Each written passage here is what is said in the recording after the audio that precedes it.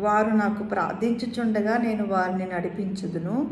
వారు తొట్టిల్లకుండా చక్కగా పోవు బాటను, నీళ్ల కాలువల యొద్ద వారిని నడిపించును. ఎవరైతే దేవుని వెతుకుతారో, ఎవరైతే దేవుని సన్నిధిలో మొరపెడతారో, ప్రార్థన చేస్తారో, ఆయన సన్నిధిలో వారి యొక్క అవసరతల గురించి మొరపెడతారో, వారిని దేవుడు తప్పకుండా నడిపించే దేవుడిగా ఉన్నాడు.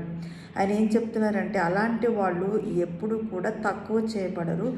వాళ్ళ యొక్క జీవితంలో ఏది కూడా కొదువు కాదు. ఎందుకంటే వాళ్ళ యొక్క బాటను నీళ్ల కాలువల యొద్దకు నడిపించే దేవుడు. అంటే సమృద్ధిగా వారి జీవితంలో ప్రతిదీ కూడా అనుభవించడానికి దేవుడు మార్గాన్ని సులభం చేస్తాడన్నమాట. కాబట్టి మన జీవితాలలో అనేక సమస్యలు ఎదుర్కొంటుంటాం, కష్టాలు భరిస్తూ ఉంటాం. దానికి బదులు దేవుని సన్నిధిని వెతికినట్లయితే ఆయన నీ జీవితంలో జలాలు, లేకపోతే వర్షము, లేకపోతే ఆశీర్వాదము కృమ్మరింప చేయడానికి సిద్ధంగా ఉన్నారు.